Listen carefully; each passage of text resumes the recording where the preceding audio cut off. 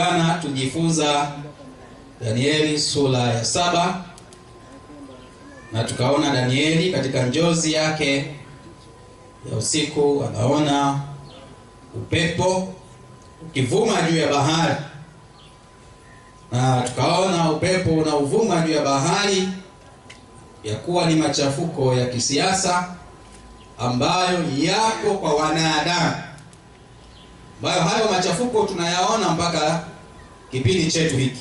Bado upepo unavuma katika bahari ambao ni wanadamu, jamii ya wanadamu. Na tuliona mnyama wa kwanza akiwa simba mwenye mabawa ya tai, akiwakilishwa na ufalme wa Babeli, ambao tuliona kwenye Danieli sura ya 2. Lakini pia mnyama wa pili akiwa ni dubu aliyeinuliwa upande mmoja, ikiwa ni ishara ya utawala wa Umedi na Uajemi, mataifa mawili ambayo yaliungana.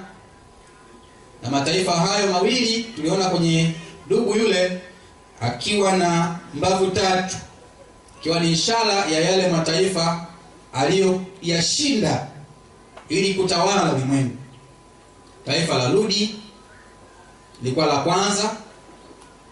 Taifa la pili ambalo Umedi na Uajemi ulishinda ni taifa la Babeli, lilikuwa la pili kuishinda. Na taifa la tatu baada ya kuiangusha Babeli, ufalme huu wa Umedi na Uajemi ukapambana na nguvu ya ufalme wa Misri, kipindi kile ikiwa na nguvu, na ukashinda. Kwa hiyo mataifa matatu yaliangushwa chini na utawala huu wa Umedi na Uajemi. Lakini pia tukaona mnyama mwingine wa 4 akiwa ni chui akitoka katika bahari. Na tunajua bahari ni watu au jamii ya watu. Kwa hiyo ni utawala ambao unaibuka kutoka katika watu, jamii ya watu. Chui ikiwakilisha ufalme ule wa Uyunani chini ya Alexander Mkuu, kijana shujaa mwenye uwezo wa kupanga askari wake katika vita, mwenye kasi katika vita. Alikuwa ni hatari na kuogopeka katika zama zake. Aliweza kushinda ufalme huu wa Umedi na Uajemi kwa askari 35,000 peke yake. Ufalme ambao ulijijenga kwa muda mrefu, lakini ukashindwa na jeshi dogo sana. Haikumaanisha kwamba jeshi hilo lilikuwa lina uwezo sana, lakini ili neno la Mungu litimie. Lakini ufalme mwingine tunaona ni mnyama ambaye ni wa kutisha sana, wa 4. Mnyama huyu alikuwa tofauti na wanyama wengine, na ndipo ambapo tuliishia katika sehemu hiyo. Tukaona mnyama huyo akiwa na meno ya chuma, lakini mnyama huyu akiwa na pembe 10. Na tukaona ya kwamba mnyama huyu wa 4 aliashiria ufalme wa Rumi ama utawala wa Rumi,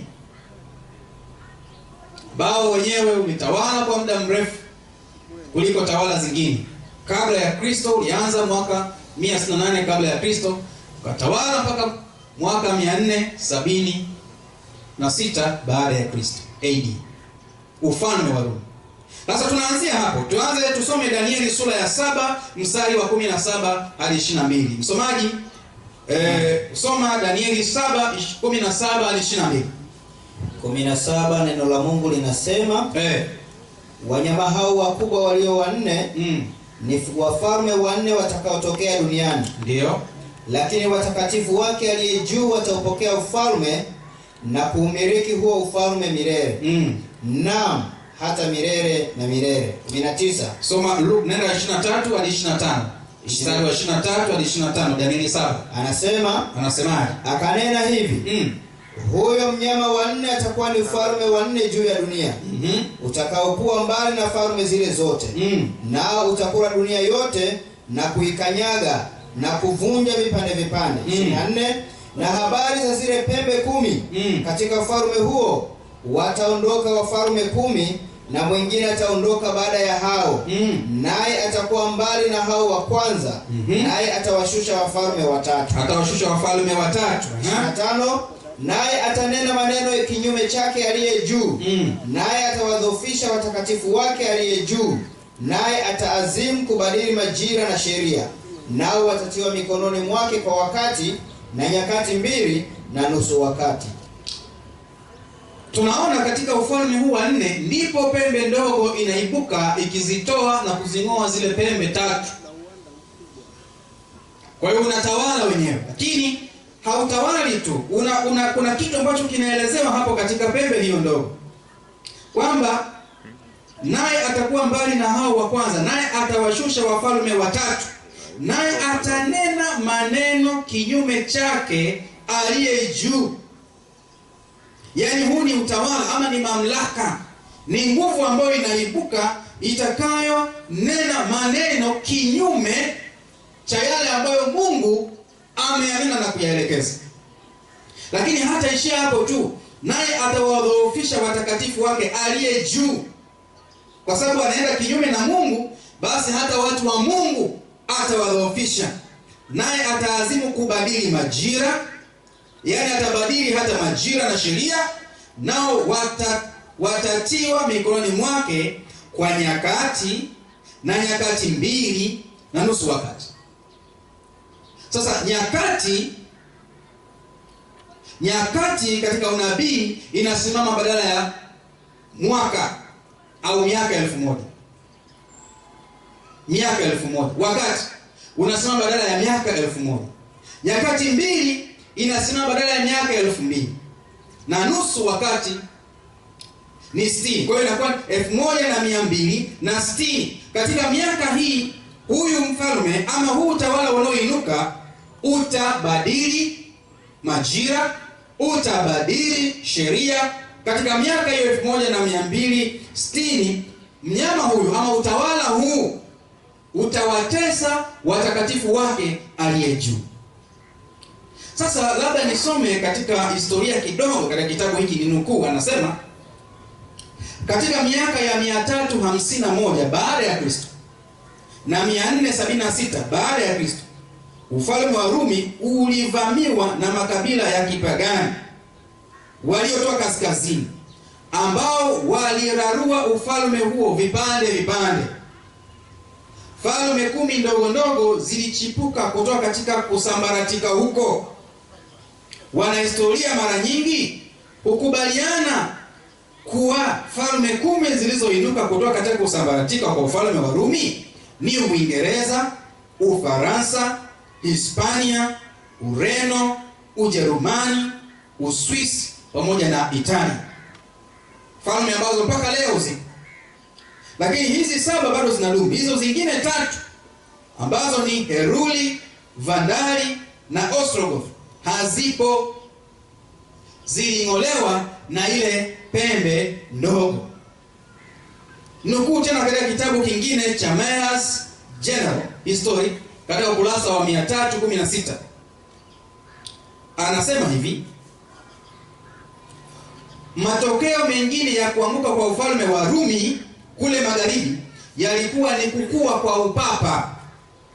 Kwa kukosekana mfalme kule magharibi, papa alijipatia umaarufu na mamlaka ya haraka, na mara wakajenga dola ya kanisa ambayo kwa namna fulani lilitwaa mahali pa ufalme ule wa zamani wa Rumi na kuendelea na kazi yake ya kustaajabisha.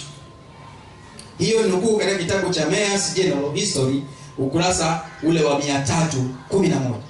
Kwa hiyo tunaona pembe ndogo hii inayozuka ni pembe nyingine, ufalme wa Rumi ule ule, lakini katika mamlaka ya kidini, katika Rumi ya kidini. Kwa hiyo inabeba kofia mbili, ni udini, lakini ndani yake kunakuwa na mamlaka ya kiserikali.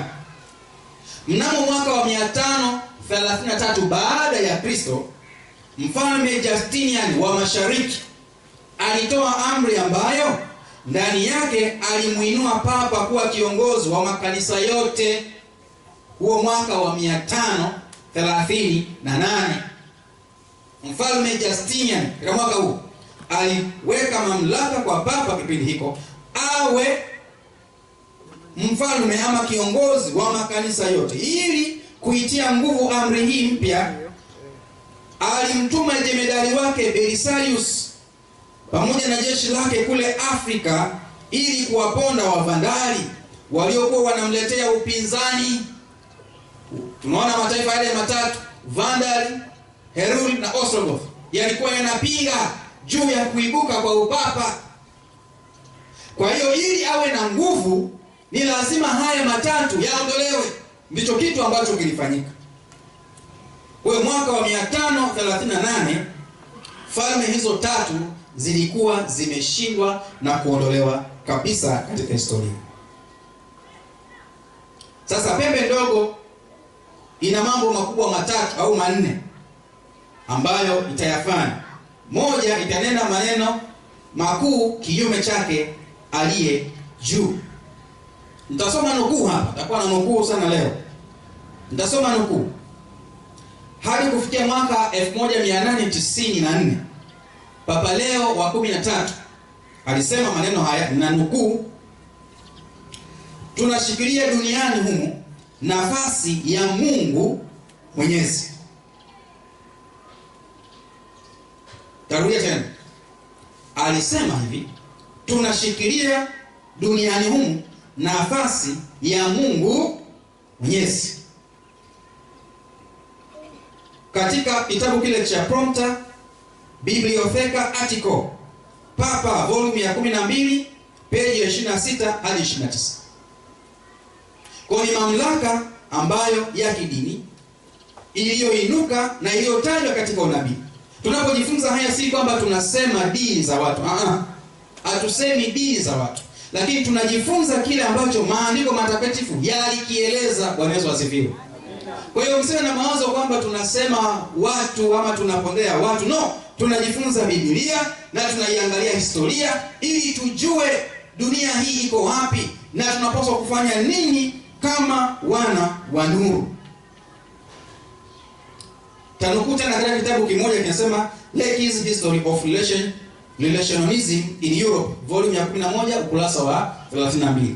Bahati nzuri hata hizi nukuu unaweza ukaingiza katika mtandao na vitabu hivyo vikaja na nukuu hizi zikaonekana. Zipo wazi katika historia. So jambo la kuficha kwamba kanisa la Rumi limemwaga damu nyingi isiyo na hatia kuliko taasisi nyingine yoyote iliyowahi kuwapo duniani katika jamii ya wanadamu. Haiwezi kuhojiwa na Protestanti yote aliye na ufahamu mzuri wa kihistoria, anayesoma historia na kuelewa. Anajua katika historia ya zama za giza wapo Wakristo wengi ambao waliuawa kwa sababu walisimama katika neno la Mungu.